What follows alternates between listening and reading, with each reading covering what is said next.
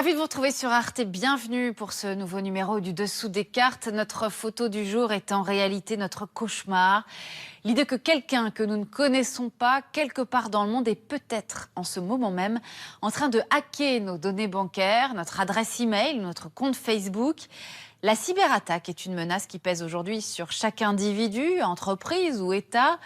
Les États bien obligés de reconnaître aujourd'hui le cyber comme nouvel espace géopolitique, comme un instrument nouveau qu'il faut savoir manier pour l'utiliser ou pour s'en défendre. Vous l'aurez compris, le dessous des cartes s'intéresse aujourd'hui à ces nouvelles cyberconflictualités, les récentes élections américaines et françaises et les polémiques autour d'intrusions étrangères via Internet ayant fait monter la pression d'un cran. Alors commençons par faire un peu d'histoire. Il était une fois le cyber. Avant d'être un réseau mondial, Internet était un réseau interne à l'armée américaine appelé ARPANET. À sa naissance en 1969, ARPANET connecte seulement 4 ordinateurs.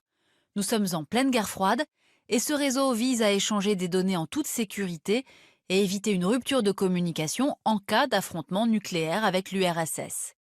2 ans plus tard, les ingénieurs d'ARPANET arrivent à envoyer des messages électroniques. C'est la naissance de l'email. En 1982, grâce à un nouveau protocole, ARPANET devient un réseau ouvert à tous. C'est cette fois la naissance d'Internet. Depuis, Internet est devenu l'outil incontournable de notre monde. En 2018, 4 milliards de personnes, soit 53% de la population mondiale, est connectée à Internet. À l'échelle de l'Amérique du Nord, ce chiffre grimpe à 95%, 85% en Europe, mais encore sous la barre des 50% en Asie et en Afrique. Ce village global connecté favorise donc rapidement la diffusion d'informations et de nouvelles idées à l'échelle du monde, entre États, individus et entreprises. La toile, web, est vue comme un espace de liberté et d'expression publique, comme l'a montré l'usage des réseaux sociaux lors des printemps arabes, ou le développement de groupes de cybermilitants comme Anonymous et Wikileaks, qui se présentent comme des défenseurs de la liberté d'expression, ou encore les lanceurs d'alerte comme Edward Snowden ou Bradley Manning. Mais en permettant l'anonymat, Internet présente l'inconvénient d'être difficilement contrôlable et donc vulnérable. Internet est ainsi devenu la cible de cyberattaques dès la fin des années 1980. Ces attaques touchent majoritairement les pays occidentaux, États-Unis en tête. Aujourd'hui, on peut distinguer 3 formes de criminalité. D'abord, les logiciels malveillants, en anglais malwares, et l'on va prendre un exemple. En mai 2017, le malware WannaCry affecte près de 150 pays et 300 000 ordinateurs. La Russie, l'Inde, l'Ukraine et Taïwan sont parmi les plus touchés. Cette cyberattaque repose sur un logiciel qui verrouille les fichiers Windows des utilisateurs piratés et les force à payer sous 3 jours une rançon pour être débloqués, d'où le nom de rançongiciel ou ransomware.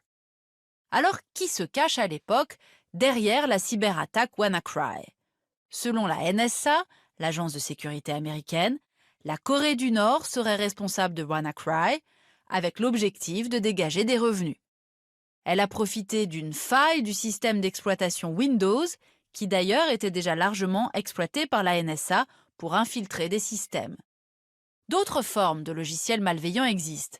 Les chevaux de Troie, logiciels espions, spywares, et logiciels publicitaires, adwares, qui clandestinement infectent un ordinateur, volent des informations sensibles à des fins frauduleuses. Et puis la forme la plus commune d'escroquerie sur Internet, l'hameçonnage ou phishing. Il implique chaque jour des millions d'emails qui ont l'apparence d'un message provenant d'une entreprise, administration ou banque, afin d'obtenir des données personnelles. Environ 1 700 000 sites de phishing sont créés chaque mois sur Internet et près de la moitié provient d'un pays, le Nigeria. Enfin, les botnets, un réseau d'ordinateurs dits zombies, qui mènent des opérations de sabotage commandées à distance, comme en Estonie en 2007. Au total, le coût annuel des cybercrimes à l'échelle mondiale est estimé entre 400 et 600 milliards de dollars. Près de 60% des échanges électroniques sur Internet sont aujourd'hui des spams. Et en 2017, 44% des internautes et des entreprises ont été victimes de cybercriminalité. En raison de la forte dépendance des États à Internet, le cyberespace est aussi utilisé par tous les États à des fins politiques, économiques et militaires. En 1999, lors de la guerre au Kosovo, puis en 2007 en Estonie, en 2008 en Géorgie et en Iran à la fin des années 2000, et plus récemment bien sûr lors des campagnes électorales françaises et américaines. L'objectif étant de réaliser des opérations de sabotage à grande échelle, prolongeant souvent des conflits ou des contentieux. Alors à présent, revenons précisément sur le cas de l'Estonie. En avril 2007, l'Estonie est victime de cyberattaques de grande ampleur contre ses sites gouvernementaux qui paralysent les services publics estoniens et les médias pendant 3 semaines. Il est alors difficile de déterminer l'origine de ces attaques car elles proviennent d'un réseau d'ordinateurs zombies, des botnets, localisés dans plus de 50 pays.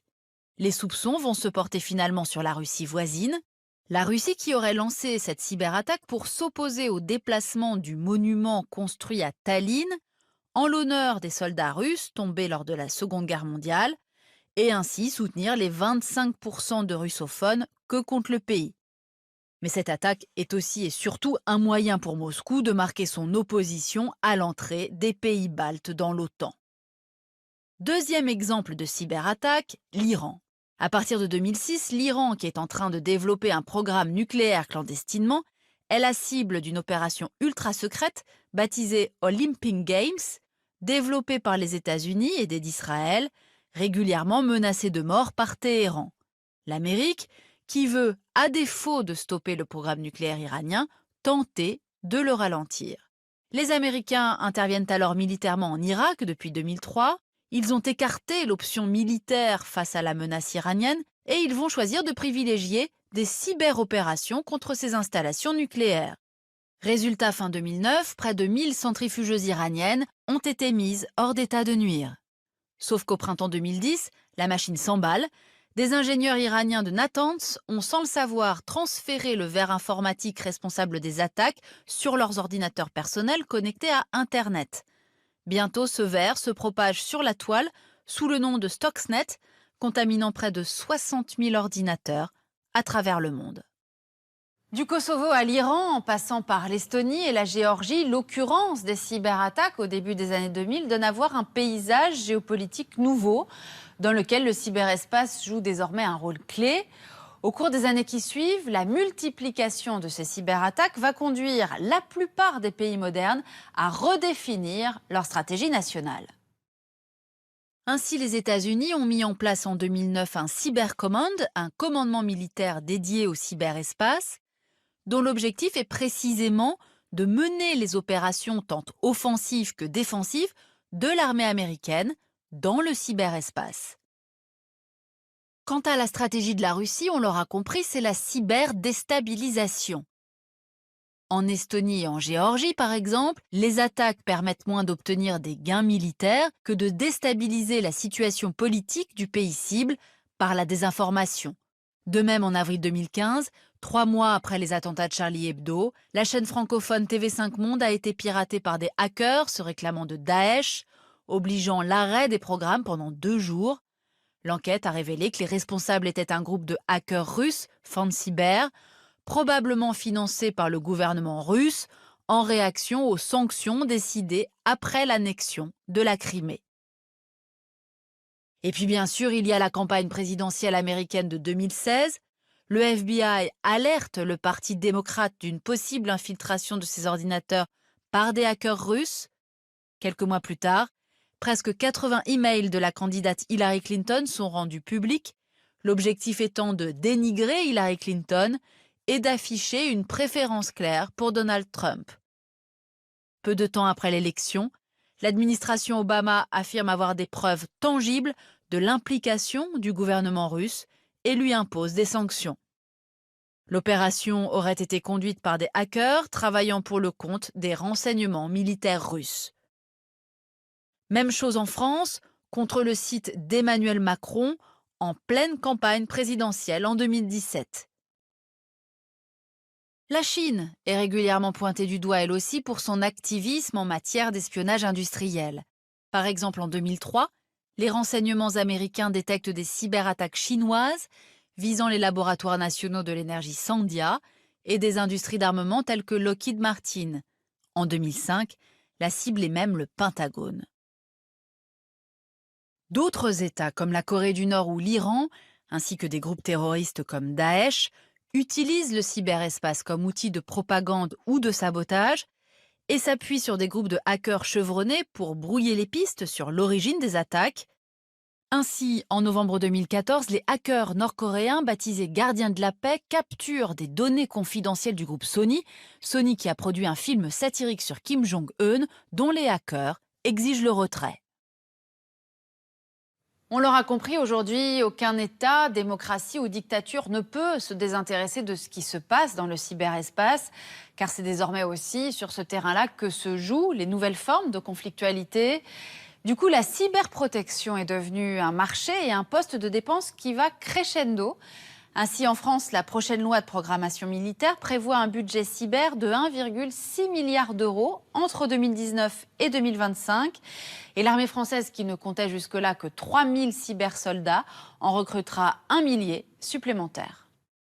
Pour aller plus loin, le numéro de l'été 2018 de la revue Politique étrangère, édité par l'IFRI, est consacré à la cybersécurité.